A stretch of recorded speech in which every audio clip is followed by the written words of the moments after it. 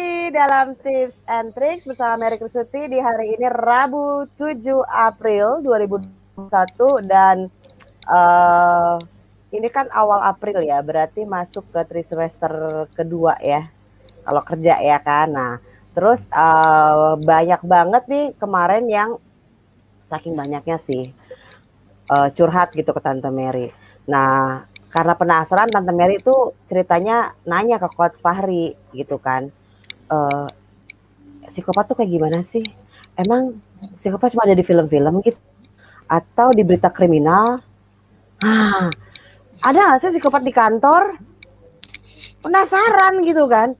Jadi sebenarnya perilaku yang seperti apa dan apakah bisa dideteksi di kantor? Kemudian kalau kita yang ngalamin sebagai korban kita mesti gimana? Siapa tahu obrolan pada malam hari ini membuat kalian tercerahkan. Karena ada beberapa yang curhat sama Tante Mary dan bilang, kok aku nemu orang kayak gini sih? Kok ada ya orang kayak gini gitu kan? Nah, jadi pengen menganalisa kan. Nah, gara-gara itulah Tante Mary ngundang Coach Fahri. Padahal Coach Fahrinya lagi ini loh.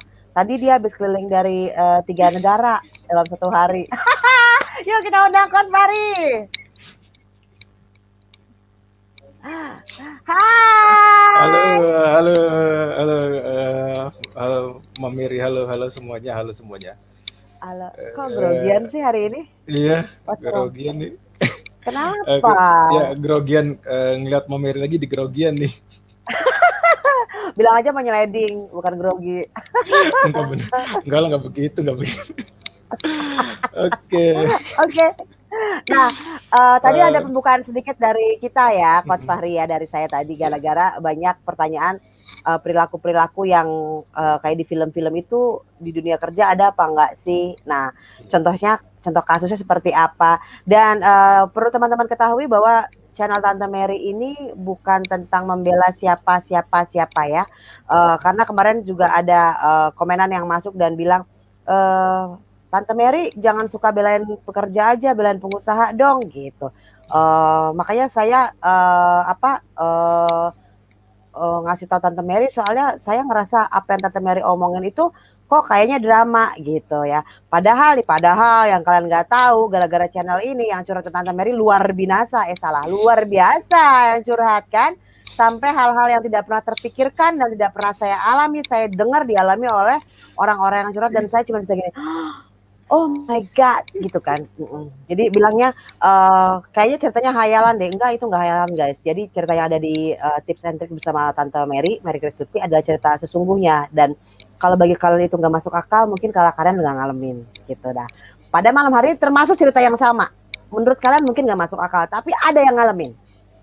Gitu, makanya akhirnya Coach Fahri setuju untuk angkat isu ini ya Coach Fahri ya, gara-gara Tante Mary tanya ya. Iya. Ya. Saya pertama cukup sangat salut sebetulnya dengan Mbak Mary. Ini topik ini sebetulnya cukup berani, sangat berani bahkan ya diangkat topik seperti ini karena saya pun juga harus pelan-pelan juga menyampaikan hal ini karena supaya kita jangan sampai ya kita bahasanya apa ya di banned gitu ya, jangan sampai kena banned nanti karena topik ini. Karena tapi sebetulnya ini perlu diketahui karena secara hal potensi manusia yang juga sebetulnya punya dampak dan kasus-kasus seperti ini jarang ada yang tanda kutip berani angkat ya, Mbak Mary ya. Banyak yang nggak berani angkat karena ini di Indonesia cukup belum aware terhadap perilaku yang termasuk dengan gangguan jiwa, kategori gangguan jiwa. Belum aware, padahal kasusnya cukup banyak. Gitu. Jadi saya salut dulu dengan Mbak Mary yang sangat berani mengangkat topik ini. Plus dulu. Iya, thank you. Bukan itu masalahnya. Masalahnya, Iya. Coach, adalah ketika ada yang curhat ke Tante Mary dan bertanya, Tante Mary tertrigger untuk ngasih istilahnya sharing sessionnya gitu ya. Terlepas dari itu maksudnya gini, terlepas dari dia akan menanggapinya seperti apa, at least ada pendapat dari orang-orang yang udah pernah ngalamin, orang-orang yang udah tahu gimana cara nyelesainnya, itu dulu aja sih. Kalau nekat, ya terus gimana? Dicurhatin, terus ada pertanyaan, kasihan kalau nggak diangkat. Iya betul, saya setuju. Betul sekali. Ya, top banget. Iya, deg-degan sih. Sebenarnya deg-degan. Cuman satu sisi saya juga penasaran dengan cerita Ya, itu seperti yang saya ceritakan ke dirimu kemarin. Kok iya, bisa ada ya, yang kayak gitu? Oke, ada guys, gitu. jadi gini, Oke, Coach Fahri bakal jelasin tentang perilaku psikopat di kantor. Nah, kalian ya. tolong simak baik-baik dan lihat ke sekeliling kalian di dunia kerja, pelajari situasi dan penjelasannya supaya bisa connecting dot-nya ada. Kalau nggak ada, ya nggak apa-apa. Berarti kalian nggak ketemu dengan orang kayak gitu ya. Alhamdulillah. Kalau ketemu ya nanti kita akan tanyakan gimana jalan keluarnya. Oke, monggo silakan Coach Fahri. Oke, baik. Terima kasih Mbak Mary dan teman-teman semua yang telah hadir. Pertama, nanti saya akan jabarkan dengan slide gitu ya, tanggung jawab dengan apa yang saya sampaikan pada malam ini, supaya apa yang disampaikan juga, bahwa ini dari Fahri, bukan dari khayalan atau bukan dari hal-hal apa, tapi betul-betul dari studi dan sebagainya ya. Pertama saya mau menyampaikan begini, teman-teman, saat ini kasus-kasus, saya bilangnya gangguan jiwa ya, kita tidak boleh meremehkan kasus gangguan jiwa karena ini juga bisa terjadi kepada kita. Dan bukan lagi juga gangguan jiwa ini bukan dianggap sebagai bahan bercandaan. Kenapa? Karena sekali lagi setiap manusia punya potensi untuk mengalaminya. Ketika mengalami, dia akan kehilangan conscience-nya, kehilangan hati nuraninya.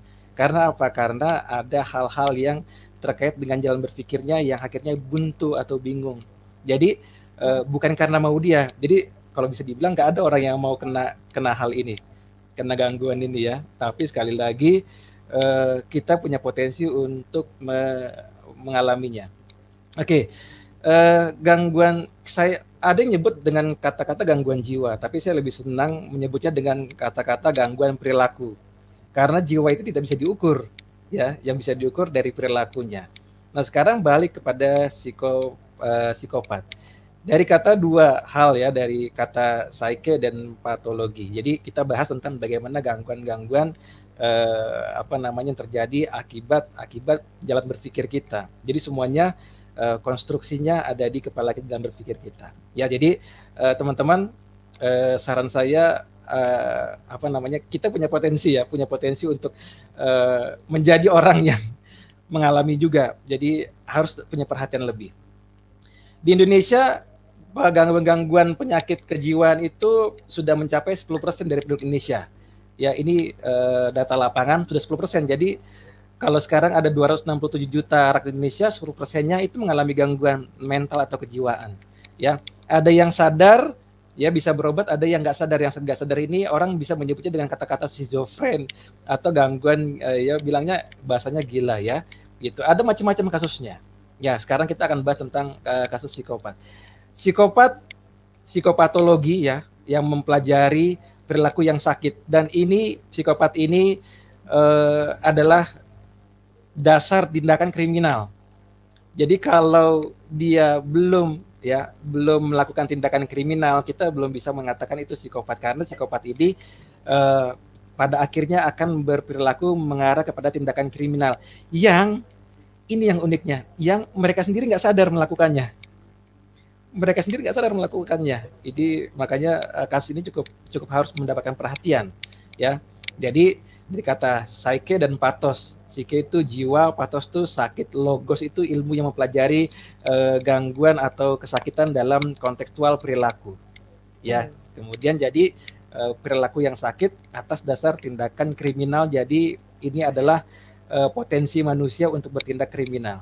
Dan sekali lagi saya kunci bahwa ketika mereka melakukannya, mereka nggak sadar. Ini bukan kriminal murni ya, bukan kriminal murni. Kalau kriminal murni misalnya gini, saya kepepet kebutuhan, kemudian saya mencuri di minimarket, itu kebutuhan karena ada tindakan kriminal, saya menyadari hal itu ya. Tapi seorang psikopat tidak menyadari tindakan kriminal yang dia buat. Ini yang makanya menjadi waspada ya, gitu. Bahkan nanti kalau di budaya kita ada yang bilang, wah pasti kena sirup nih, kena santet misalnya ya. Padahal itu bisa dikupas secara dan lain-lain, hipnosis bisa dikupas secara ilmiah. Kenapa itu terjadi? Ya. Betul. Kakak Sally, boleh punten kita naik ke atas dulu, naik ke bawah, turunin. Turun ke bawah, Coach. Iya, turun ke bawah, naik ke atas. Turun ke bawah, atas, turun karena ini. Perilaku yang sakit, manusia punya potensi untuk mengalaminya. Jadi hati-hati ya. Terus pertanyaan keduanya, kenapa terjadi? Apa penyebab perilaku yang sakit pada manusia ini? Nah, psikopat ini. Ya, kemudian kok bisa terjadi di korporasi? Kenapa terjadi di kantor? Padahal kantor punya sistem, kantor punya struktur, punya manajemen, tetapi kenapa ada yang bisa terjadi?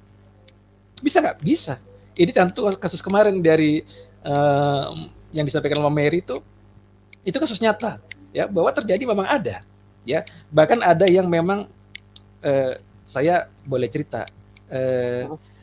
Waktu saya pernah masuk ke sebuah kantor, ya, kantornya sekarang udah tutup, ya, itu sampai ada supervisor yang apa? Yang kena guna-guna jahat, gitu.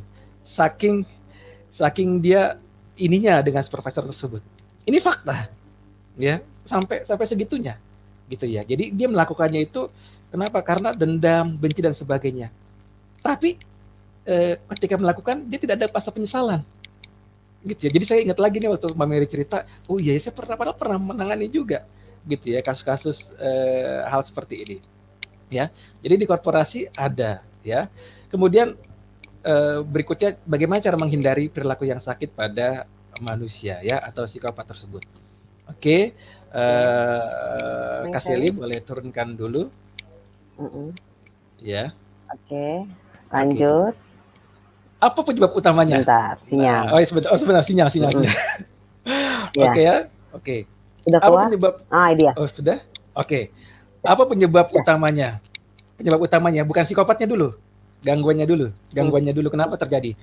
Karena manusia hidup dengan motivasi, keinginan, ada ambisi, ada harapan, ada kebutuhan, dan faktanya seluruh apa yang diinginkan, motivasi, keinginan, ambisi, dan harapan tersebut hanya akan terwujud jika manusia bekerja sama dengan orang lain. Ada peran individu lain. Itu fakta, ya. Kita nggak mungkin mencapai sesuatu tanpa bantuan orang lain. Itu fakta. Gitu ya. Betul. Nah, ketika kita punya harapan, kita punya keinginan, punya cita-cita dan sebagainya, maka secara tidak langsung dan itu terbingkai, terframe dalam otak kita. Hari ini misalnya saya ingin jalan-jalan ke luar negeri misalnya. Saya punya cita-cita ingin jalan ke Prancis. Maka secara tidak langsung otak saya memframe keinginan tersebut. Ya, motivasi tersebut, ambisi tersebut misalnya gitu ya. Maka secara tidak langsung memframe. Dan faktanya itu kan tidak hanya satu keinginan manusia, pasti banyak, ya, yang lain lah dan sebagainya, ya. Dan semuanya itu hanya bisa diwujudkan jika ada peran individu lain, ya. Itu ada peran individu lain. Kemudian saya boleh bukan singgung sih, agak ini pernah saya ngobrolin dengan teman-teman yang berprofesi sebagai motivator. Mohon maaf ya teman-teman, saya tidak bermaksud untuk apa tidak. Saya pernah bilang begini, gitu. Kenapa saya tidak mau disebut motivator misalnya? Bahkan ada yang bilang, oh Pak Fahri kerja motivator ya? Enggak, saya nggak berani mengatakan itu. Saya pernah bilang begini, kamu agak hati-hati ya, karena kamu sedang bermain dengan frame mereka, dengan bingkai mereka. Jadi kalau memotivasi harus cek ombak dulu. Kenapa? Karena ya kita sedang bermain dengan frame di kepala mereka atau bingkai di kepala mereka. Kalau salah nyetel dan kita nggak tahu nih misalnya kondisi mereka tuh lagi apa waktu dia hadir sebagai peserta gitu ya di acara seminar tersebut misalnya. Kita nggak tahu kondisi mereka sedang kondisi apa. Kalau salah keklik aja gitu ya, ini cukup berbahaya. Tapi saya bilang begini, tapi bukan berarti profesi ini tidak baik, bukan. Tapi saya hanya mengatakan bahwa frame otak manusia itu kita agak sulit mengendalikannya kalau orang luar. Kenapa? Karena tidak berinteraksi setiap hari dengan mereka. Itu ya. Kemudian ketika terbentuk frame, kalau terlalu banyak dipikirin, terlalu banyak keinginannya, terus ada yang nggak tercapai, atau bahkan hampir banyak nggak tercapainya, maka tidak akan bisa terkendali, maka dia akan keluar out of frame, keluar dari bingkai. Ketika dia keluar dari bingkai, paling gampang seperti ini. Contoh, ada wadah gitu ya, ada wadah kita isi air. Kita isi air gitu. Ternyata di wadah itu ada lubang satu. Keluarlah air tersebut. Kita tutup. Masih bisa ya, kita tutup, kita halangi air. Ternyata di sebelah kanannya ada lubang lagi. Kita tutup dengan 2 tangan kita. Masih bisa. Ternyata depan kita ada lubang lagi. Ya keluar semua. Pakai hidung tutupnya. Nah, akhirnya pakai itu tutupnya masuk gini. Ya, akhirnya semuanya keluar semua out of frame gitu ya. Akhirnya ketika keluar dari frame tersebut, otak menuntut, kok dari anggaplah ada 10 harapan, tidak ada satupun yang tercapai. Otak mulai menuntut. Udah mulai menuntut, kenapa? Karena anggaplah misalnya yang tadinya mau keluar negeri gitu ya, ternyata ada 80% udah mau jadi, nggak taunya nggak jadi tiba-tiba. Itu kan berarti kan berasa gitu di diri kita, udah mulai out of frame gitu ya. Dan ketika tuntutan itu mulai besar, maka ada hal yang membuat manusia tidak bisa mengendalikan, over tuntutan, overnya terlalu tinggi, dan akhirnya apa? Akhirnya manusia menginginkan itu bisa tercapai, tetapi dalam waktu yang singkat. Jalan pintas, jatuhnya pengen jalan pintas. Jalan pintas, betul, jalan pintas, gitu, jalan pintas. Kemudian, tapi akhirnya apa? Macam-macam nih, jalan pintas, tuntutan, kemudian apa yang terjadi? Justru manusia tidak bisa membuat strategi, justru membuat kebingungan, confusing, membuat dia bingung, dan akhirnya apa yang terjadi? Tidak bisa mengendalikan diri. Disinilah fase manusia mulai kehilangan kesadaran. Fase pertama mulai kehilangan kesadaran. Tuh, sebentar, ada pertanyaan. Berarti yang dimaksud tadi nggak sadar diri itu artinya sudah mulai tidak bisa mengendalikan diri gitu ya? Sudah bisa mengendalikan diri. Pertanyaan dari Om Heri, Great Journey ya? Baik. Om Heri, jadi, betul, tidak pernah melakukan. Jadi sudah mulai tidak mampu mengendalikan dan mulai nggak sadar gitu ya, karena sudah mulai tuntutannya mulai banyak. Mulai banyak, dan ketika makin banyak, makin tadi wadah tadi mulai bolong kemana-mana ya. Apa yang terjadi? Ada yang nggak kuat, akhirnya ini menyebabkan pecah kepribadian, atau orang bilangnya kepribadian ganda. Itu nggak sadar, langsung pecah. Ada yang sampai 7 juga ada ya? Ada yang sampai 7. Bahkan ceritanya Sibyl itu sampai 16 ya. Sibyl itu di sampai 16 kepribadian. Ini fakta, dan itu bukan cerita karangan-karangan gitu. Karena di satu sisi software manusia ini begitu canggihnya, tetapi kalau kita tidak bisa mengendalikan kecanggihan software ini, apa yang terjadi akan berbahaya sekali gitu ya. Kemudian ketika menjadi another person, maka step berikutnya dia mulai anti sosial. Saya akan melihat Mary sebagai musuh, sebagai enemy. Ketika saya sudah mulai masuk ke fase kesadaran yang mulai membingungkan, unconscious, nggak sadar. Jadi sahabat saya, misalnya Mary ini udah teman saya ini lama nih. Lama-lama saya akan menganggap Mary sebagai musuh. Mary ini harus disingkirkan, gimana caranya, gitu. Dan saat itu yang berbicara, Coach, makanya di banyak film-film psikopat itu ngebunuhnya temannya sendiri, orang dekatnya sendiri. Yes. Tapi untuk rekan-rekan, sorry Coach, untuk rekan-rekan yang baru hadir, kita mau bahas tentang kondisi atau perilaku atau kejadian, apakah betul ada psikopat di kantor, gimana asal muasalnya, kemudian penyebabnya, kemudian gimana nanganinnya, dan kok bisa ada di kantor. Nah, Coach Fahri tadi baru menjelaskan kenapa bisa jadi ada psikopat, tapi kita belum bahas kasus ya, Coach, belum bahas kasus. Jadi kita baru bahas dulu tentang penyebabnya dulu. Nanti baru kita bahas kasusnya. Oke, silakan Coach, lanjutkan. Iya, terima kasih biar tahu dulu ya, gitu. Betul. Yang diserang yang pertama orang terdekat. Orang terdekat, karena apa? Karena orang terdekat adalah orang yang sering berinteraksi dengan orang tersebut ya. Itu udah mulai tuh, dari person dia mulai antisosial. Dia antisosial bukan di lingkungan sosial yang besar. Dia akan mulai dari lingkungan terkecil dia dulu. Siapa teman dekatnya? Gitu ya. Jadi terus kalau ada film-film yang psikopat melukai temannya sendiri, itu bukan bicara ilusi, tapi itu bisa kejadian ya, gitu. Jadi itulah salah satu kondisi di mana kita harus mengambil perhatian. Yang paling utama adalah teman-teman mulai sekarang hati-hati, kalau bahasa saya itu mulai diet pikiran ya. Mulai harus diet pikiran, kalau enggak ini software pertama kita, ya. Software pertama kita, kemudian terjadi, ya. Kemudian saya mau Selektif kupas ya. selektif, mulai Maksudnya selektif itu selektif apa yang dipikirin, jangan kayak tadi semua dipikirin akhirnya jadi semua rusak gitu dipikirin. ya. Betul, Oke, rusak dan ya gimana Mam? Silakan Mam. ada pertanyaan, apakah anggapan Apa? tersebut tidak permanen ya? Apa kalau lagi kumat aja gitu? Oh, jadi sebetulnya gini, kalau saya boleh jawab itu bukan karena kumat ya, jadi mungkin kumatnya bahasanya yang lebih, apa namanya, lebih pas adalah, ketika dia melakukan hal itu dia menjadi orang lain dan kembali lagi menjadi orang yang semula atau kembali lagi jadi orang yang lain lagi. Jadi itu mungkin istilahnya kenapa kumat, karena apa? Karena ketika melakukannya dia dalam kondisi menjadi orang lain, orang yang berbeda, gitu ya, menjadi orang yang berbeda sehingga apa? Sehingga ketika menjadi orang yang berbeda, ada yang langsung balik ke dirinya lagi. Terus mulai sadar, kok saya begini ya? Gitu kan ya. Terus apa namanya?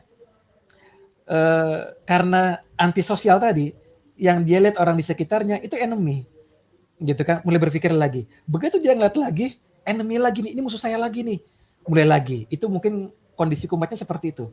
Karena dia melihat individu lain, ya, melihat individu lain, gitu ya. Jadi kontekstualnya dia ketika melakukan jadi orang lain, ya, orang yang berbeda dari person, antisosial, terus dia masuk conscious, sadar. Oh, sadar. Ya gitu kan, sendiri merenung. Tapi begitu ngeliat orang lain, enemy lagi, gitu ya. Itulah kenapa kasus-kasus psikopat itu tidak bisa ditangani oleh orang terdekat. Dia harus ditangani oleh orang-orang yang tidak dikenal, gitu. Karena orang-orang kenal, orang yang udah nggak yang tidak dikenal itu pasti orang baru dan dia akan melihat stone ada person yang berbeda. Tapi kalau ditangani oleh orang yang dikenal misalnya, ada yang mau coba bantu gitu ya misalnya, itu justru membahayakan. Saya bertanggung jawab atas apa yang saya sampaikan, itu membahayakan. Kalau ingin membantu orang terdekat, itu langsung tangani kepada orang yang nggak dikenal profesional, gitu ya. Itu kasus-kasus psikopat ya.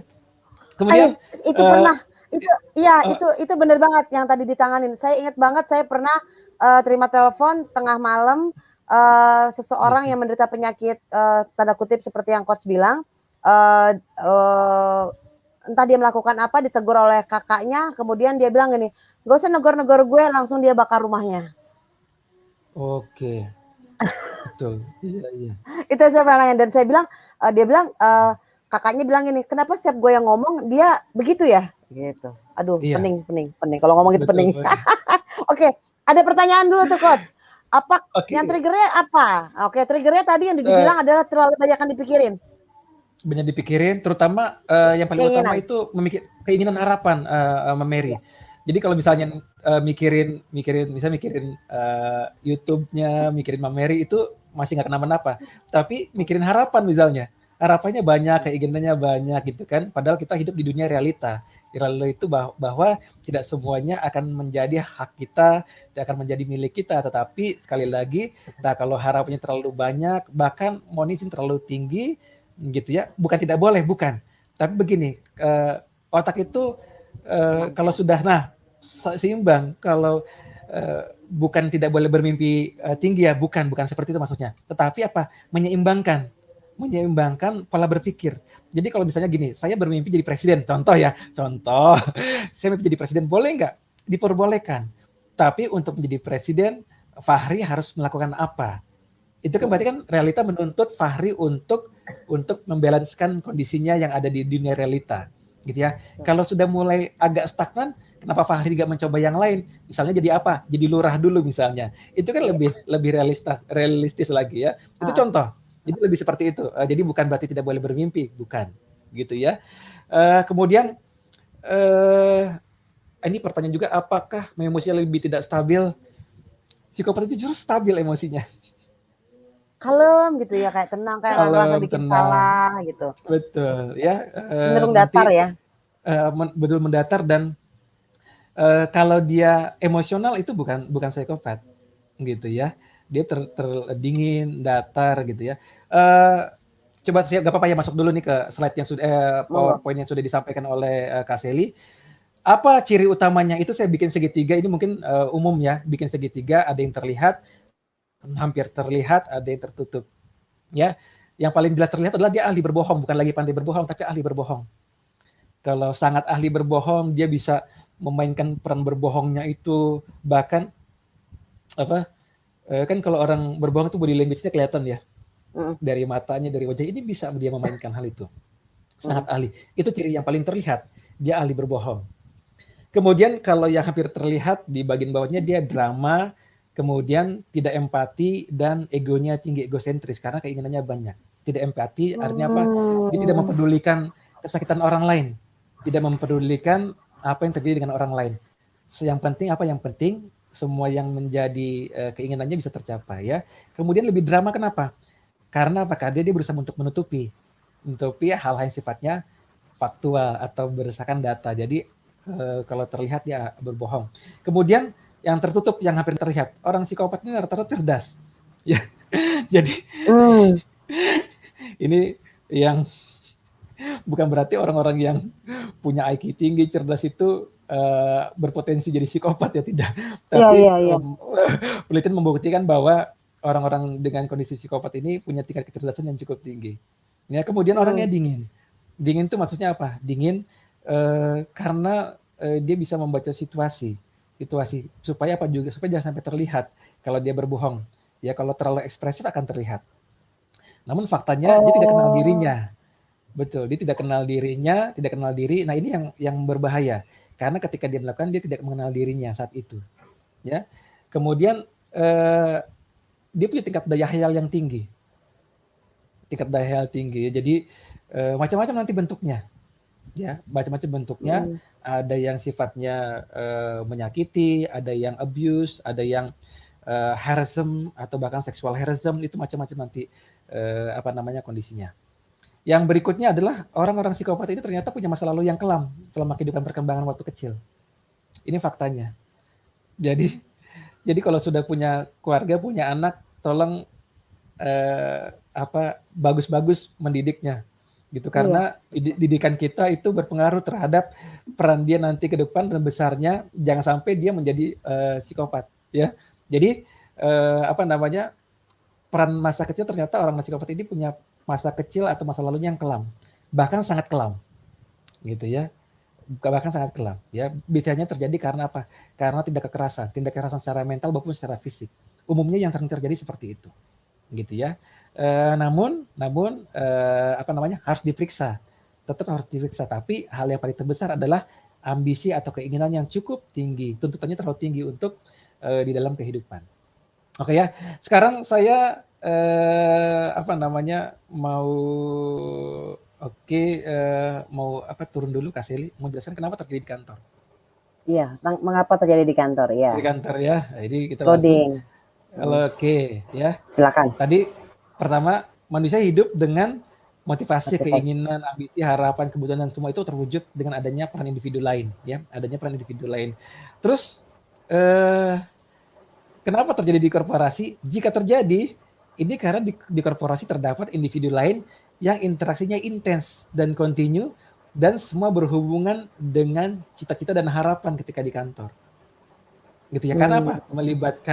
Melibatkan ada materi di sana, ada jenjang karir, kemudian dia melihat, wah ternyata kalau jadi bos enak ya, segala macam. Ya ada seperti itunya.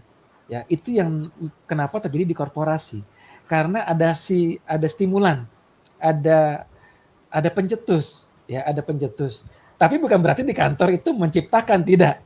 Ya, sekali lagi individunya. Tidak, ya. Individunya. Saya mau luruskan dulu, nanti jangan sampai kalau gitu jangan ngantor. Enggak begitu, tidak. Enggak. Gitu. Karena yang namanya stimulan itu di mana saja. Ya. Namun di kantor lebih lengkap. Kenapa di kantor lebih lengkap? Karena tadi ada harapan di sana, ada individu lain. Terus misalnya begini contoh. Saya satu kantor dengan Mama Mary misalnya. Satu level, jabatan sama, gaji sama. Tapi saya sering melihat Mama Mary ini posting apa? Baru pulang dari Prancis misalnya. Loh, kan saya kan bilang begini, jabatan sama, gaji kira-kira ya pasti sama. Kok dia bisa ke Prancis, saya tidak misalnya. Itu sudah mulai tuh. Udah mulai satu terstimulan otak kita. Hmm. Sri Mulan. Kok dia bisa ya? Gitu. Sorry, Atau Coach. bahkan Barusan, ya, sorry Coach, maaf motong. Coach tadi pencet apa barusan? Ada bunyi denging. enggak ada. Oh, Enggak oke. ada. Oke, lanjut. Masih dingin enggak? Masih dingin enggak? Masih dingin enggak, Masih denging, Mami? masih. Masih dingin? Dikit. Iya, Masih dingin dikit? Oh gitu, di saya enggak. iya. Bisa, Oke, mudah-mudahan teman-teman enggak dingin ya. Oke. oke. Lanjut, Tadi lanjut. sampai mana? Silakan Oh, Coach. sampai sampai korporasi. Perancis. Oh, Kenapa itu Prancis, Perancis Prancis. tadi? Oh, di Prancis misalnya contoh gitu. Hmm, hmm, Atau misalnya begini, Mameri pimpinan saya, ya. hmm, Saya tim kerjanya Mameri. Saya melihat, wih, hmm, jadi bos mantep nih. Baru pulang dari Italia misalnya, bos saya hmm, nih, hmm, ya di posting ya. Udah mulai terstimulan di otak kita. Wah, ternyata jadi bos seperti Mameri tuh enak ya, bisa keluar negeri misalnya. hmm, Gitu ya, misalnya begitu. Itu sudah masuk stimulan pertama, gitu hmm, ya. Nah, ketika itu bergulir terus, kan keinginannya bagus. Berarti saya harus seperti Mameri nih, hmm, bekerja giat, bekerja giat untuk bisa menjadi seperti Mameri. Bagus hmm, cita-citanya. Namun ketika out of frame tadi, ya hmm, tuntutan tadi bergerak kencang, mulai berpikir, aduh, berapa tahun ya kalau jadi seperti Mameri, misalnya begitu. hmm, hmm, Berapa tahun? Waduh, bisa jadi 10 tahun, lama banget ya 10 tahun. Mulai itu, udah mulai namanya kebingungan. Kebingungan. Alam bawah sadar kita mulai mengalami kebingungan. Satu sisi hmm, punya cita-cita bagus, tapi satu sisi udah mulai opposite, bersinggungan. Kayaknya ah, harus ini nih, harus singkatnya, harus singkat. Mulai stimulan. Nah, ketika itu bergulir,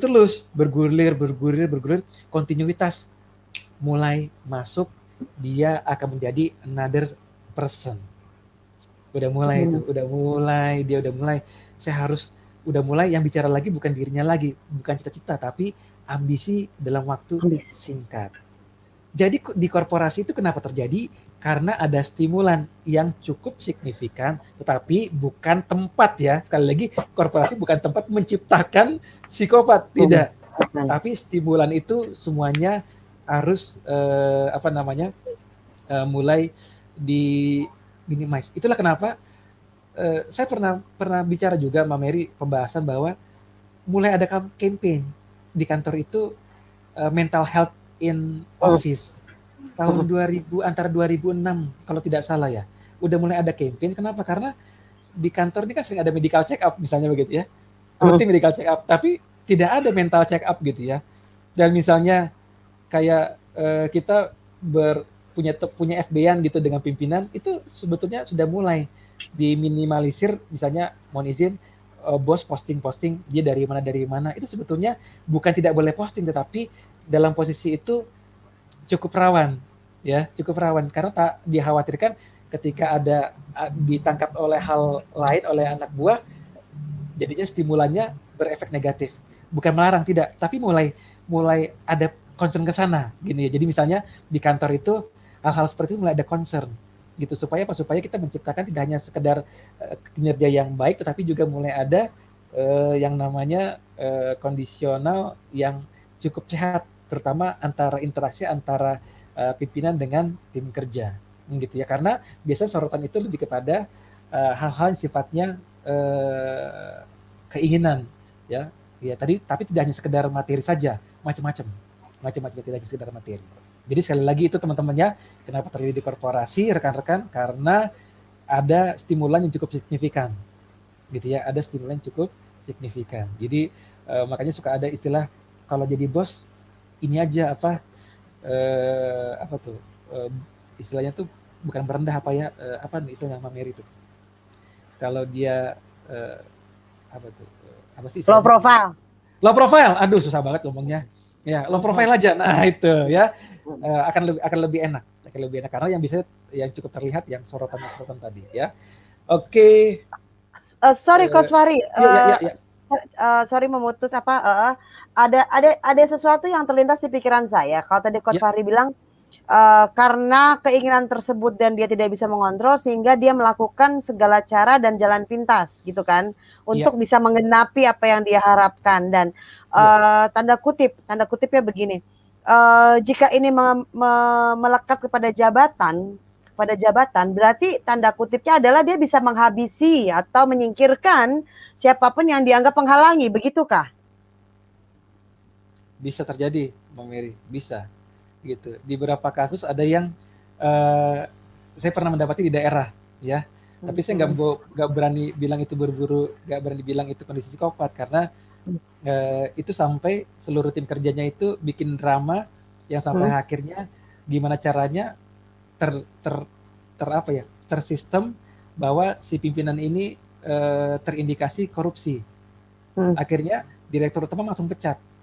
Jadi mereka para anak buahnya ini sistematis nih kerjanya nih. Sistematis kerjanya membuat semacam fitnah yang terstruktur.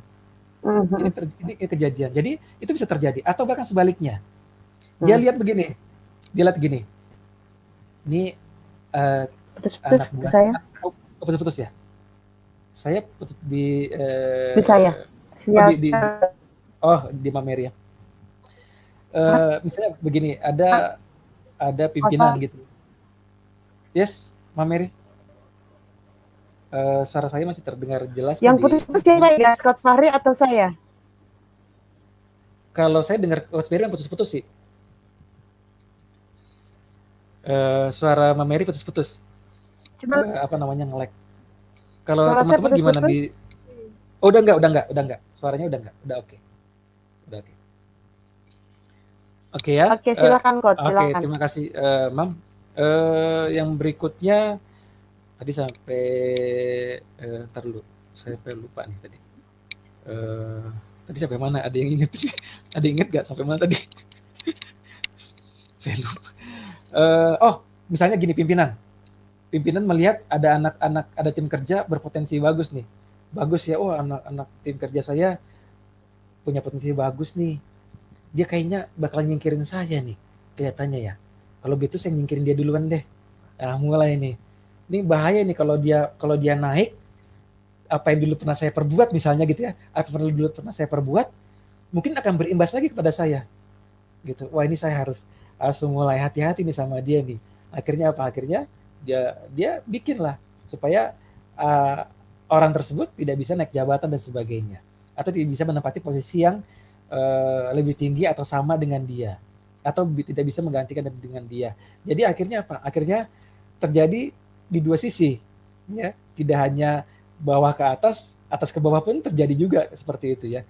Karena tadi ada hal-hal yang tidak sekedar materi. Jadi konsepnya tidak hanya sekedar materi saja yang ingin kejar, tapi ada hal-hal yang lain.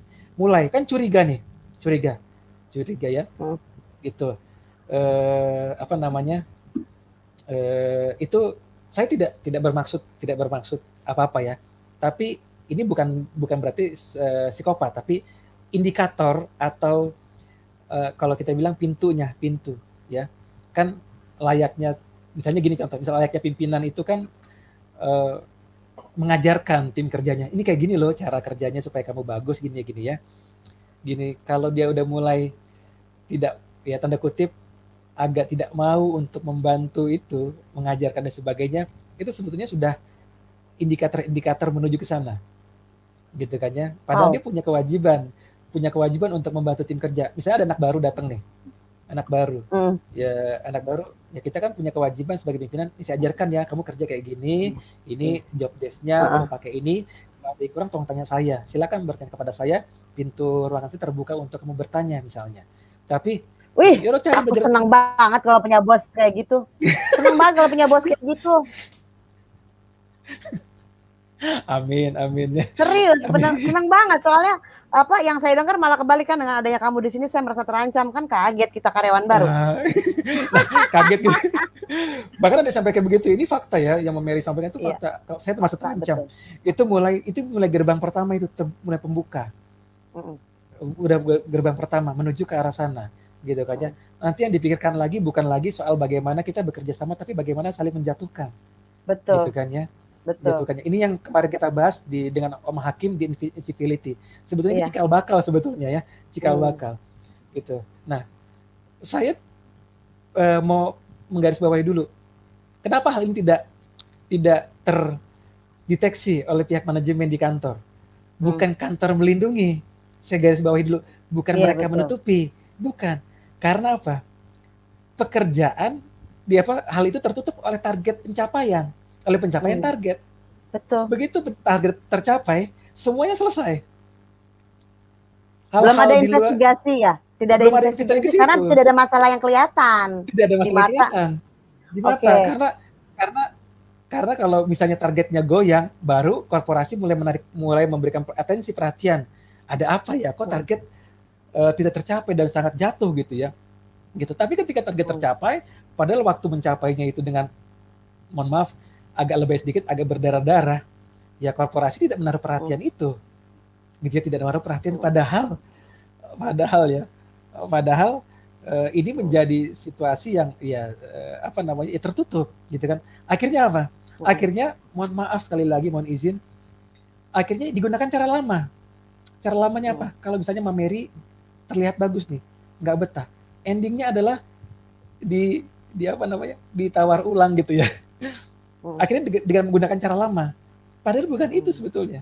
Endingnya ya, Mam, jangan keluar. Saya berikan offering baru ya, gitu. Jadi akhirnya muternya ke situ, ya. Dianggap itu sebagai solusi. Oke, boleh. Namun sebetulnya kalau mau diinvestigasi sebetulnya kita harus betul-betul memberikan atensi kepada hal ini, gitu ya, memberikan atensi, gitu ya. Karena apa? Karena sebetulnya kalau tidak diberikan atensi, company sedang menumpuk jerami ya untuk terjadinya api besar. Dibakar. Tapi sebetulnya saya tidak menakut-nakuti. Mohon izin tidak menakut-nakuti, tapi gini, saya mau memberikan gambaran bahwa sebetulnya kalau di kantor ada medical check up, tolong mental check up-nya juga dicek. Ya supaya ada check and balance di antara keduanya, gitu ya. Karena potensi penyakit kejiwaan ini bisa terjadi oleh siapapun.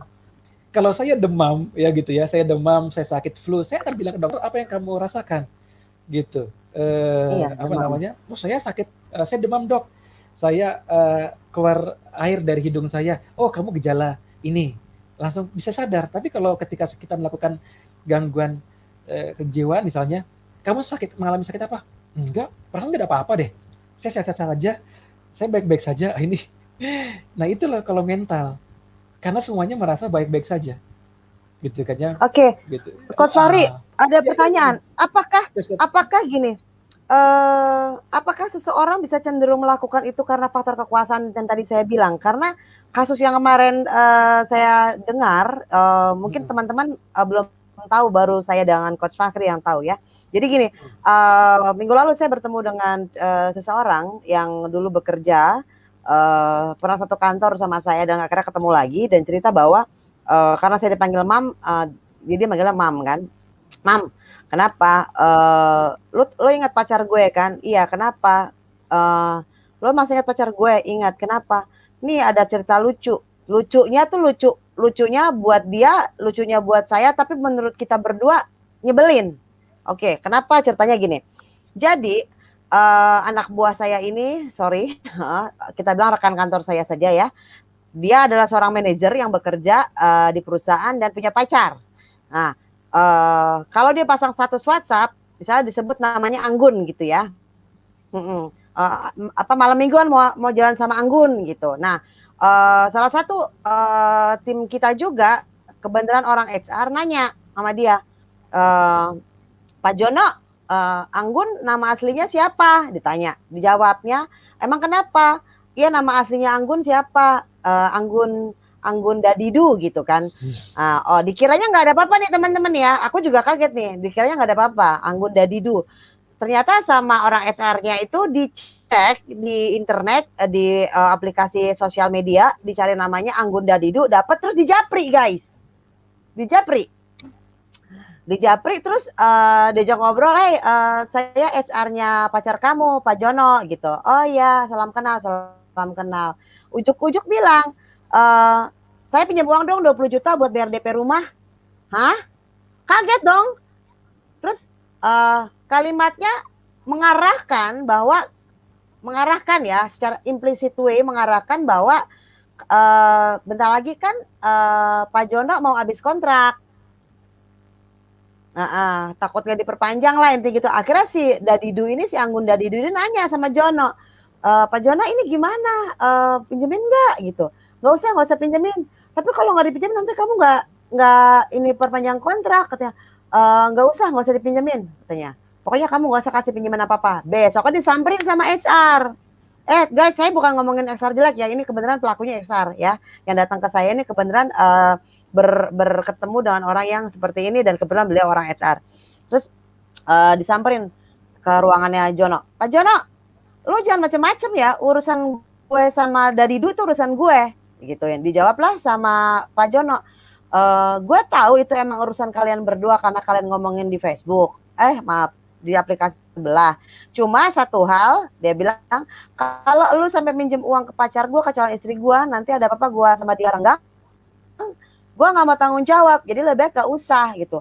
Terus dia ancam, jangan macem-macem lo, kontrak lo gue yang ngurusin gitu. Nah besok-besoknya kebenaran si Jono ini adalah orang yang bertanggung jawab terhadap semua inventory kantor termasuk kendaraan. Nah anak buah dia cerita bahwa si orang HR ini belajar nyetir pakai mobil kantor saat bilangnya visit kemana, tapi dia nyetir. Jadi anak buah ini kan takut dia yang tanggung jawab gitu kan. Jadi dia ngadu lah ke atas sana ke Sejono. Ditegur sama Jono, lu kan nggak punya SIM, lu nggak boleh nyetir mobil kantor. Makanya kenapa dibawain supir. Terus lu macam-macam sama gua. Lu nggak tahu nasib di tangan gua. Nah kayak gitu-gitu gitu kan. Termasuk ketika akhirnya dia bawa mobil, kemudian mobilnya baret-baret, disuruh bikin report, nggak mau. Lu jangan nyari kesalahan gue lo Jono gitu, kalau nggak kontrak lu berakhir. Nah apakah yang seperti itu termasuk perilaku yang dibilang psikopat? Iya, Mbak Mary, cukup berani ya orang tersebut untuk melakukan tindakan kriminal. Padahal bukan cuma dia sama satu makanya orang loh coach. Maaf, bukan bukan cuma cuma sama satu satu orang. orang loh coach. Enggak. Iya, itu artinya apa? Artinya dia tahu sebetulnya. Ini kan lucu nih. Kayak sebenarnya paling gampang gini. Analoginya saya mau maling tapi di rumah sendiri gitu. Ya pasti ketahuan. Kan pasti ketahuan. Tapi kenapa dia tetap berani? Itu kan pertanyaan kan sederhana. Kenapa dia tetap berani? Padahal itu di lingkungan yang mudah sekali dilacak, mudah sekali diinvestigasi, mudah sekali diusut dan sebagainya. Tapi kan tetap berani dilakukannya. Ada kemungkinan another person sedang terjadi pada diri dia. Ya, artinya apa? Ada kecenderungan, saya tidak bilang psikopat murni, tapi ada kecenderungan udah mulai mengarah kepada perilaku-perilaku penyakit perilaku atau penyakit kejiwaan. Kenapa? Karena kalau orang sadar, ya tadi, masa saya mau maling di rumah saya sendiri, ya pasti ketahuan gitu kan ya. Pasti saya akan terlihat. Itu kan paling gampang. Itu kan kalau orang-orang yang berpikir panjang pasti akan berpikir, ya ngapain? Kalau saya mohon maaf ya bahasanya gampang, ya kalau saya mau merampok ya di tempat yang orang di sana gak ada yang tahu siapa saya gitu kan ya. Tapi di lingkungan sendiri yang udah diinvestigasi, artinya apa, keberanian dia itu bukan lagi soal berani, tapi ada unconscious, ada ketidaksadaran. Kok sampai segitunya beraninya? Gitu ya. Itu kan sama itu juga pertanyaan saya. Itu pertanyaan saya, kok bisa berani banget? Kalau nanti kita coba seandainya ada investigasi, ada pemeriksaan gitu, saya memprediksi ada another person, ada orang lain, maksudnya dia menjadi orang lain ketika di sana. Tanda kutip dan kemudian ada kecenderungan memang sekali lagi ya tadi dan itu abuse ya. Abuse itu tidak hanya soal materi. Betul. Abuse itu adalah soal controlling orang lain. Iya, betul. Jadi kalau jadi gini, kasus psikopat itu misalnya gini, kalau dia kasusnya mengontrol orang lain, bukan uang ya, karena kasusnya tidak hanya sekedar uang, tapi bagaimana threat mengancam orang lain. Gitu. Kemungkinan besar ada masa lalunya juga yang terancam. Jadi dia pernah mengalami masa lalu yang sama ketika dia melakukan hal yang sama ketika dia sudah beranjak dewasa. Kalau bahasa psikologinya katarsis. Katarsis itu adalah apa? Ketika seorang memiliki masa lalu yang kelam, maka dia akan ungkapkan dengan hal yang sama. Saya sering dipukul waktu masa kecil misalnya. Contoh, sering dipukul oleh orang tua saya misalnya. Maka ketika besar nanti, saya akan melakukan hal yang sama, itu katarsis. Karena saya mengalami perilaku yang sama kepada orang lain. Saya waktu kecil misalnya saya miskin, sering dihina dan sebagainya. Maka ketika saya besar, kalau saya katarsis untuk menjadi orang another Saya person, menghina orang saya akan gitu ya. menghina orang lain Hmm. ya, yang juga miskin. Kalau dia abuse atau mengontrol orang lain, ya berarti dia punya kondisi yang sama. Jadi kembali lagi, Hmm. itu potensi. Tapi saya belum bilang itu psikopat murni, gitu Iya. ya. Karena kalau psikopat murni, itu akan lebih daripada itu tindakannya. Itu Ya. kan baru sebagian kasus yang saya jelasin. Oh iya, berarti oke, siap. Berarti ada Terhadap yang kan terhadap ya.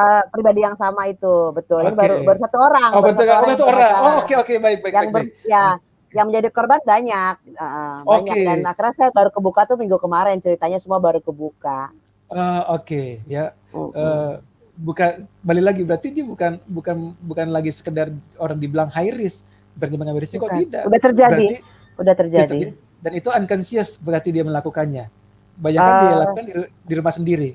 Kan gitu ya, iya, tidak sadar. betul, betul, betul. Tidak sadar dia melakukan hal itu. Gitu. Jadi mudah-mudahan kalau bagi perusahaan tersebut yang mengalami hal ini, saya sarankan langsung ditangani karena gini, Mbak Mary, penyakit kejiwaan itu Hmm. menular. Penyakit kejiwaan itu menular. Jadi bukan berarti kalau ada ya orang sakit jiwa gitu ya, itu berarti tidak menular. Kalau flu orang jelas menular, gampang gitu kan. Penyakit jiwa menular. Contoh kasus sederhana begini. Menularnya bagaimana? Hmm. Ada seorang istri nunggu pulang suaminya. Dia punya anak gitu ya. Terus istri ngomong gini, si ibu ngomong gini, aduh bapak lama banget nih, cemas. Hmm. Itu dia secara tidak langsung sudah menanamkan kecemasan Hmm. kepada anaknya. Secara Iya. tidak langsung. Itu nanti anaknya akan mengalami kecemasan dalam bentuk hal yang berbeda, point of view yang berbeda. Akhirnya apa? Akhirnya anak menjadi sering khawatir karena orang tuanya sering menunjukkan kekhawatiran di dalam kehidupan. Nah, akhirnya jadi penyakit kejiwaan itu bukan berarti tidak menular.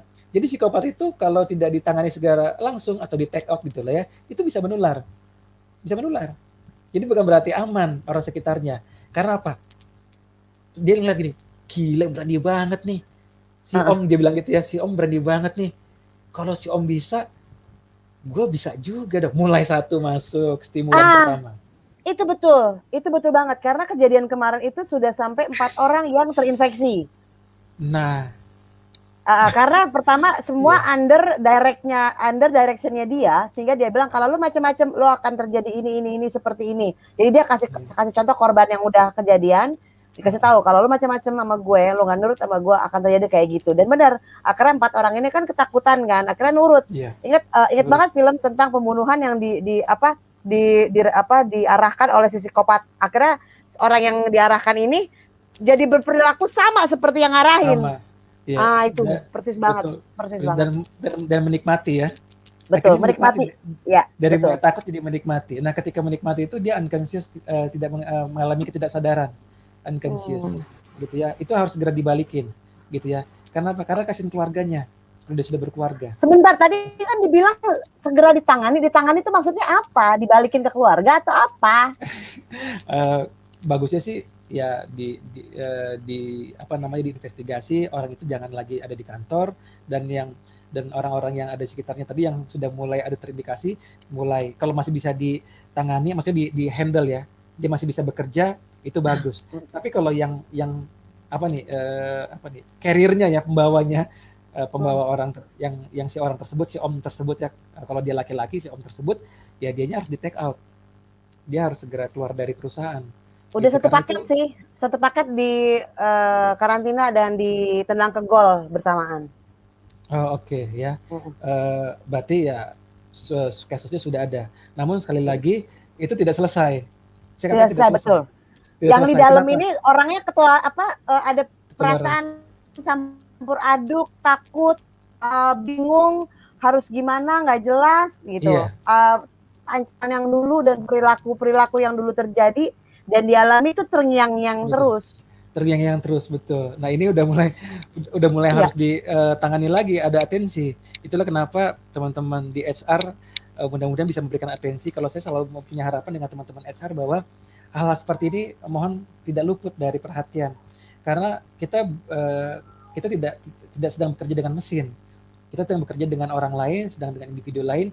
Mereka punya fisik dan punya jiwa yang sifatnya dinamis, gitu ya. Itulah kenapa harus ada perhatian, gitu. Jadi buat Hmm. teman-teman HR, teman-teman pimpinan, kenapa saya bilang harus perhatian? Yang mengkhawatirkan adalah jangan-jangan nanti Anda terkena juga gitu. Kita terkena Iya. juga. Jadi jangan sampai meremehkan, gitu kan ya. Gitu, jangan sampai meremehkan karena gini, ketika kita hidup ada satu titik di mana kita pasti akan blaming ourselves, akan menyalahkan diri kita sendiri. Ada satu titik di mana poin kita akan menyalahkan diri kita sendiri. Itu pasti manusia pernah mengalaminya, gitu ya. Hmm. Itulah kenapa dalam kondisi itu harus mulai ada sadar diri, gitu. Dan faktanya semua semua warga ya, warga Jakarta terutama hampir banyak waktunya itu hidup di kantor dan di jalan untuk menuju ke kantor. Itulah kenapa perlu ada perhatian, ya. Ada perhatian untuk di situ supaya apa? Supaya sebetulnya untuk menyehatkan para pekerjanya. Itu sebetulnya poin utamanya itu menyehatkan para pekerjanya. Jadi yang pertama kalau saya masuk kepada berikutnya, tolong diberikan atensi, ya. Ada divisi yang memberikan perhatian, gitu Mm-mm. ya. Perhatian mungkin divisi tertentu, divisi khusus nggak harus HRD ya, memberikan Mm. perhatian karena semua orang bisa tertular kepada orang yang menjadi carrier atau pembawa. Kemudian Mm. harus tindakan tegas, tindakan Mm. tegas. Tindakan tegas itu apa? Bisa jadi dia masuk ke ranah pidana dan sebagainya. Itu tindakan tegas, gitu ya. Atau Mm. nanti sesuai kebijakan. Kemudian buat teman-teman yang sedang bekerja sekarang, ya ikuti aja SOP, jangan berakrobat, ya ikuti SOP, jangan berakrobat, kemudian selalu komunikasi, koordinasi, dan ingat dicatat apapun yang teman-teman dapat pada hari itu dan yang ada kejadian dicatat pada hari ini ada sebagainya, gitu Mm. ya. Karena seandainya kita punya, mohon maaf, kita punya pimpinan yang psikopat, apa namanya, setiap dia menyampaikan sesuatu kita harus catat. Catatnya apa? Catatnya dia ngomong apa hari ini itu sudah tercatat supaya sebagai bukti bahwa kita sudah melakukan pekerjaan kita secara baik dan benar. Ya, kenapa saya harus catat?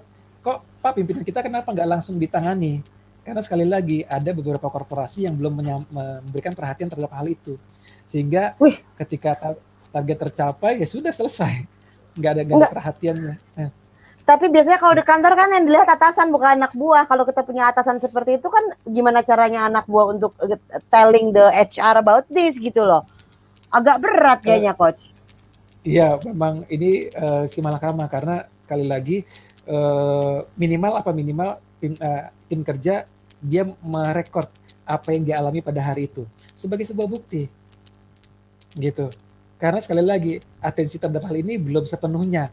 Nah, yang disayangkan ketika terjadi kasus besar baru semuanya seperti ya kelabakan lah, kita bilangnya kelabakan lah ya setelah terjadi kejadian. Jadi tugas teman-teman kalau ada apa-apa komunikasi, koordinasi dan selalu membuat catatan not kecil jam sekian ini terjadi kejadian ini sebagai bukti bahwa itu memang kejadian. Kemudian yang berikutnya waspada terhadap pengaruh, gitu ya, gitu. Karena pengaruh, karena begini, tadi yang di segitiga tadi ya, mudah-mudahan teman-teman ingat ada kata-kata hayal. Yang namanya menghayal itu gratis, tidak bayar dan menyenangkan. Ya, orang psikopat itu memberikan hayalan dan itu memberikan kenikmatan. Ya makanya apa namanya karena dia cerdas, dia bisa memberikan apa namanya pengaruh, bahkan sampai ada istilah pengaruh seorang psikopat itu lebih nikmat daripada candu. Itu waktu saya belajar psikologi itu seperti itu. Jadi lebih nikmat daripada jadi candu gitu ya. Jadi berarti apa? Berarti kita bisa pikirkan bahwa ternyata dampaknya sangat besar. Bahayanya besar sebetulnya.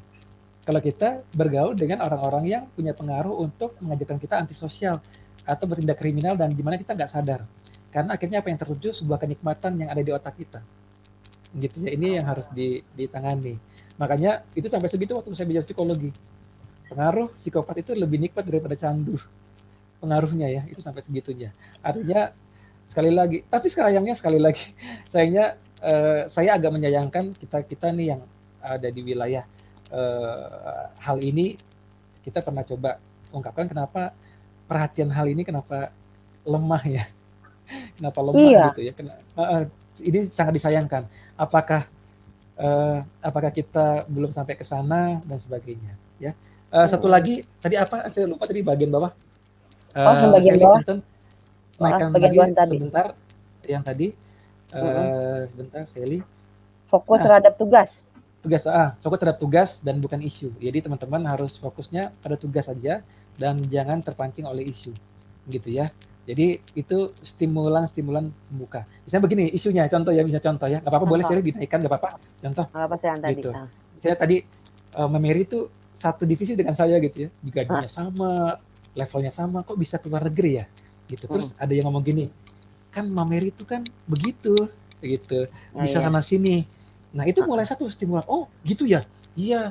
Terus dia bilang gini, coba lo pikirin, mana mungkin seorang Mary gajinya sama lo, tapi kok bisa dia melakukan hal yang lebih daripada lo? Karena kita insight nih kan, otak kita Iya, betul. berpikir, Ke-trigger jadinya. ke-trigger, apa iya ya? Apa iya? Mulai masuk isu. Akhirnya apa? Satu kantor, satu divisi akan membenci Mary. Akan membenci Mary akhirnya. Mulai itu. Akhirnya apa? Semua yang disampaikan Mary, perilaku Mary, kebaikan Mary tetap dianggap sebagai sebuah enemy. Dianggap sebagai sebuah musuh. Jadi apapun yang Mary kerjakan, betul. Apa yang Mary kerjakan, Mary kebaikan yang Mary lakukan, tetap akan Mary dianggap sebagai enemy. Trigger pertama sudah mulai masuk. Betul, Itu ya, betul. trigger pertama. Betul. Tapi dia butuh Mary. Tapi dia butuh Iya, untuk betul. Untuk apa? Dimanfaatkan. Untuk apa? Dimanfaatkan untuk mencapai cita-cita dia. Betul. Dimanfaatkan cita-cita dia, gitu kan? Dan yang kedua adalah dia ingin Mary menderita dan itu terjadi di depan mata dia. Betul, itu betul. Itu biasanya kebanyakan psikopat begitu, aku lihat begitu, iya. Itulah triggernya. Triggernya. Dan nanti kalau sudah masuk ke wilayah-wilayah psikopat yang sudah mulai mengerikan adalah dia mulai merancang bagaimana memfitnah atau menjatuhkan, karena satu-satunya harta yang kita miliki pada hari ini adalah nama baik. Betul. Akan saya hancurkan nama baik Mary sehabis-habisnya. Dan itu saya ingin terjadi di depan mata saya. Mulai dia mulai merancang nih, gitu. Padahal keinginan dia seperti Mary yang bisa keluar negeri itu nggak lagi terkondisikan di kepala dia. Iya, udah beda lagi nih, udah beralih lagi. Udah beda lagi. Iya. Tadinya kan dia pingin kayak Mary nih, pingin kayak Mary, bisa keluar negeri. Tapi begitu dia melihat another person, unconscious, nggak sadar, nggak lagi tercetus di pikiran dia. Tapi yang tercetus adalah bagaimana saya hancurkan Mary sehancur-hancurnya. Iya. Itu perilaku-perilakunya. Jadi kemudian yang terakhir ini secara individual, teman-teman kalau punya masa lalu yang tidak menyenangkan, tolong dibagi, di-share, kalau perlu diobati. Dikhawatirkan katarsis kepada generasinya. Betul. Katarsis itu apa? Terjadi kepada anak-anak kita, ya. Katarsis berbahaya.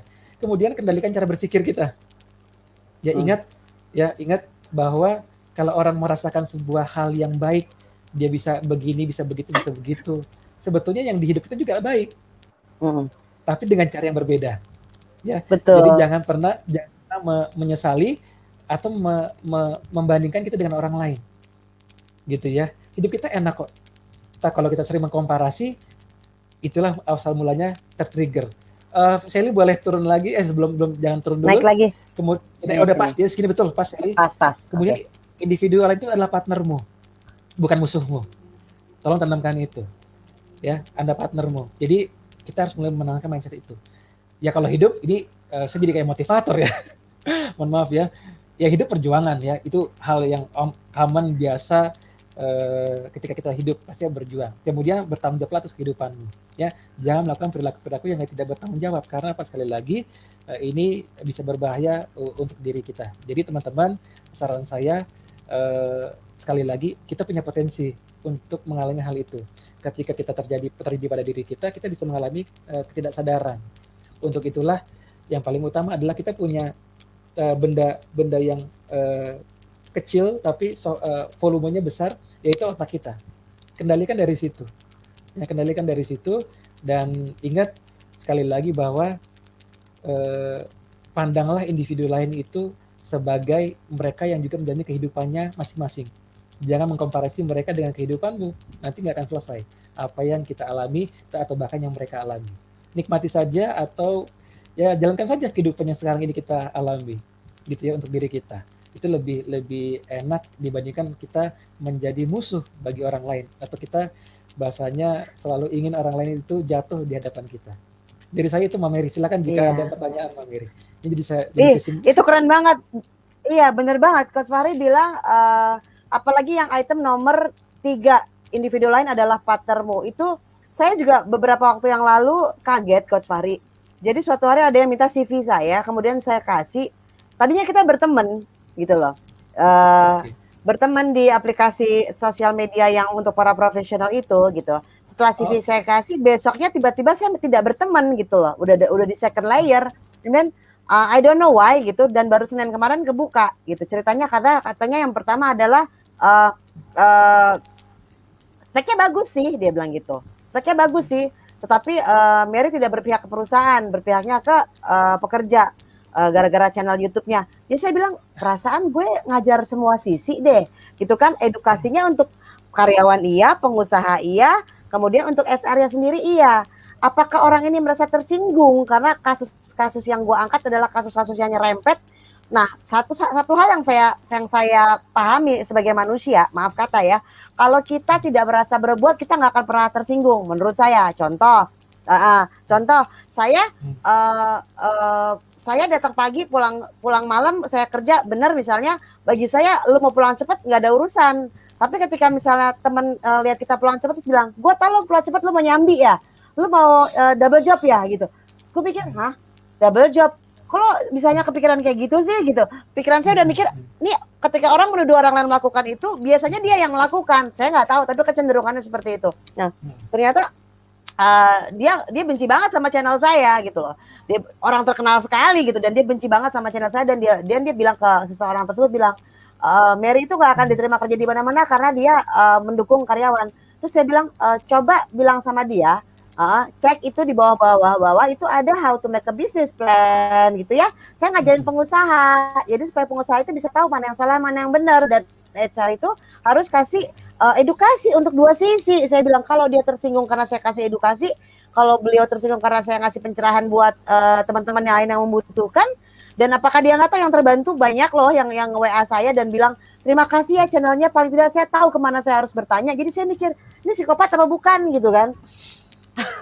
Sampai blog and whatever it is, kenal juga paling cuma saya hai doang.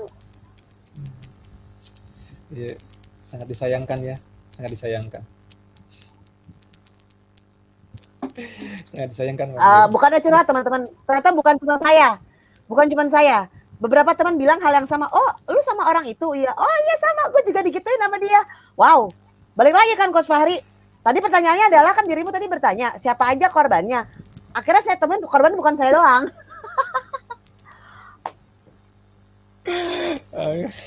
I don't know the motive. Actually, I don't know the motive. Iya.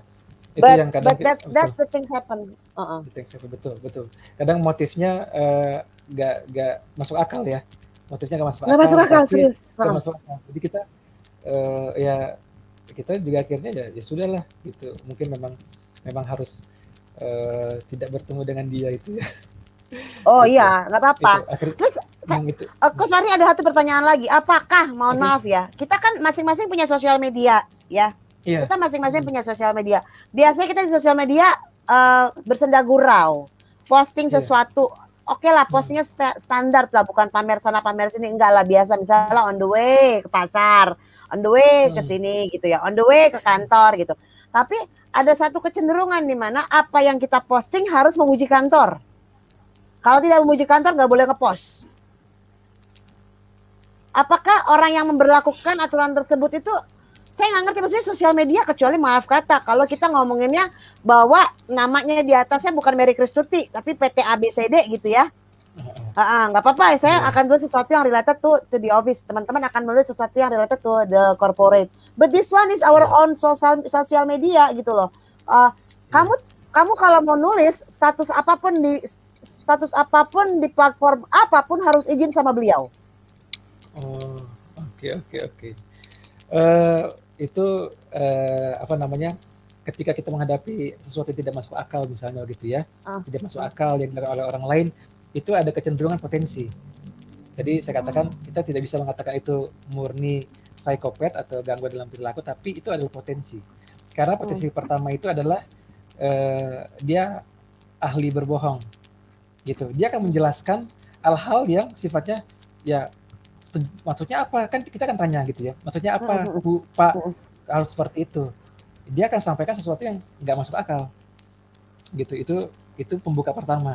Jadi hmm, saya katakan bahwa itu ada potensi, potensi untuk mengalami kecenderungan untuk menjadi psikopat, gitu ya.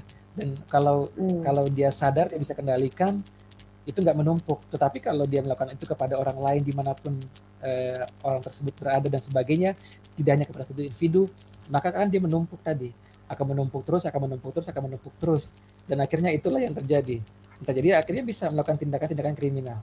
Gitu. Dia bisa Iya, pecat, misalnya dia pecat langsung pecat Mary. iya, Kamu saya pecat ya. Alasannya apa? Ya kamu kinerja status. kamu nggak bagus. Karena Oh, bukan ya, status. Kira dia status. nggak bilang status ya, nggak bilang status, tapi mungkin Oh, dia ya. akan jawab ya karena pekerjaan kamu nggak cocok, kamu nggak, you are not fit in here, dia bilang gitu. Ya Ah, sudah, ah. kan akhirnya kan jadi ah apa sih gitu kan, kan kita mulai Oke. bertanya-tanya. Udah, jadi kalau sudah melakukan tindakan-tindakan yang sifatnya sudah out of Di control itu luar logika ya. berlogika, itu baru saya katakan sudah mulai masuk kecenderungan untuk menjadi another person atau antisosial, antisosial. Dan nanti Ya, eh, of course, coach. Kalau mm, karyawannya 20.000, masa 20.000-nya mau nulis status mesti izin dia? itu Maaf, maaf. Tante Mary aja bingung. Tante Mary aja dengernya bingung loh. Harus izin loh iya, kalau mau ngepost katanya. Ah, harus dulu, gila harus itu kan izin dulu. sosmed lu. Iya Oh, betul. nggak ada kerjaan apa gimana itu? Sama kayak tadi yang nyari di Facebook namanya Dadidu. Heeh, Uh, Anggun itu Dadidu. Ah. Aneh kan gitu. itu Kok ada betul nggak ada kerjaan dia nyarinya ya gitu kan. Kok bisa ya? betul. Itu berdampaknya bukan lagi soal pada kerjaan, tapi kepada mental para pekerjanya di sana, gitu. Yes, of course. Dan Betul. ketika semua takut dengan dia, dia sedang menikmati kesenangan dia. Itu baru kita katakan That's psikopat. that's what I see. That's what I see. Nggak, guys. Ya sudah Teman-teman kan. mungkin nggak tahu ya, karena yang tadi yang kasusnya Pak Jono dan Anggun Dadidu itu ya saya kenal gitu ya. Dan ingat ya Oke. semua kasus yang nongol di sini kebenaran cerita dari orang-orang yang datang ke saya dan saya kenal mereka bukan sekali dua kali tapi kenal mereka. Jadi saya tahu apa yang mereka rasakan dan saya berusaha untuk membantu mereka dengan cari sharing partnernya siapa nih untuk bahas karena apa yang kan orang kalau nggak paham nggak ngerti pikir itu orang gila apa gimana ya atau gue yang gila apa ya apa gimana ya gitu kan kasihan juga gitu kan. Nah untung Coach Wari Betul. jelasin bahwa perilaku psikopat itu bisa ada di kantor dan itu bisa kepada siapa saja gitu loh ya. Jadi teman-teman hati-hati bisa kepada siapa saja menular Menular. itu yang bahaya. Betul. Menular. Betul. Ih gila Coach 1 jam 1/4 kita seru banget hari ini ya. Dan Seli terkaget-kaget ya Sel. Lu 2 minggu nggak di rumah, bingung kan lu Sel? Bule lu kenapa? Saya masih geli dipanggil bule itu saya masih geli sampai hari ini. Loh, saya kan mencintai Iya. budaya sendiri. Oh iya, karena saya waktu pertama kali Mary itu jujur saya nggak menyangka kalau Mary orang Jawa gitu ya. Oh ya? Gitu. Ah masa sih? Saya cuma bilang, masa sih orang Jawa? Masa sih gitu? Saya mikir terus, Orang masa orang sih orang Aring, orang Aring atau orang-orang Jawa.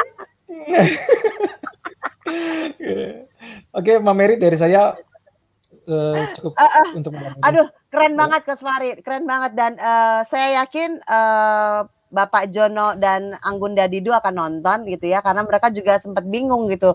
Ini kalau nggak dikasih kita gimana, nggak dikasih kita gimana. Nah, rekan-rekan semua terima kasih udah hadir ya ada 5.000 orang. Ya, tepuk tangan dulu Coach Fari punya fans 5.000. Dan kalian udah stay tune di room saya.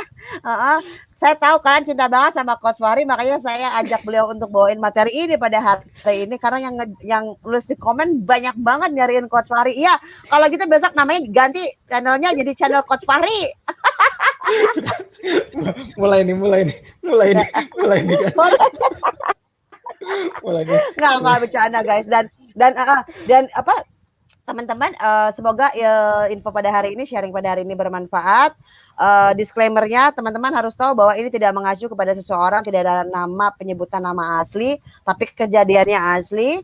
Dan dengan harapan bahwa kalau dari tayangannya Tante Mary di Tips and Tricks bersama Mary Kristuti dengan memberikan kejadian yang real, fakta yang real, diharapkan kita belajar ya.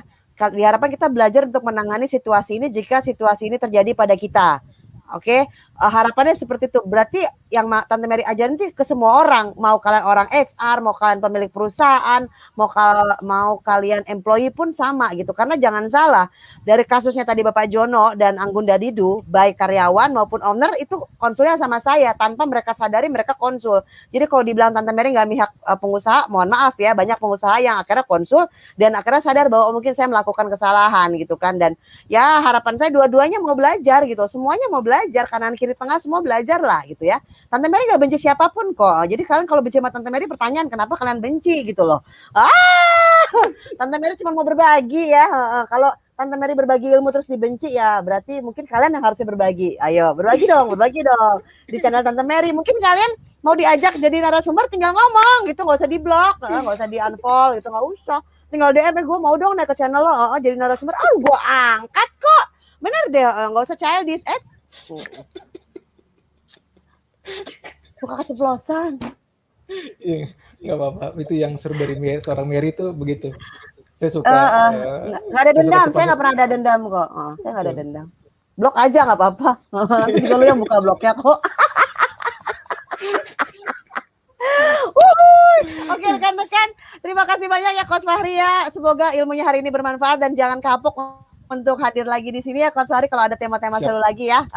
Karena kita tujuannya kan sama, kita mau mengedukasi semua yang nonton ya, tanpa pandang bulu, tanpa pilih kasih, tanpa melihat siapa beruang, siapa tidak beruang. No, Tante Mary gak begitu. Oke guys, dan kita akhiri Tips and Tricks bersama Mary Kristuti pada malam hari ini. Kita akan jumpa lagi di hari Jumat Oase. Dan ingat, kalau kalian punya usaha UMKM yang mau dipromoin, silakan hubungi Tante Mary sampai dengan April, masih free. Oke, kita tutup acara ini sampai sini guys.